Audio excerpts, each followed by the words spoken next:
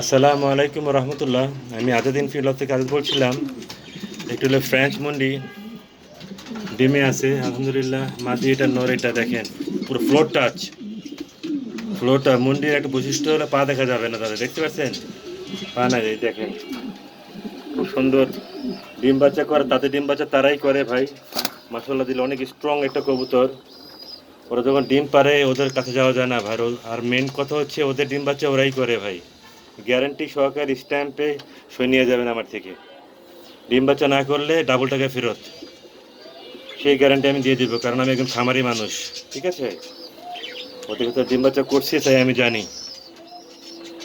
এটা দাম পড়বে একদম 7,000 টাকা, একদম 7,000 টাকা ফিক্সড।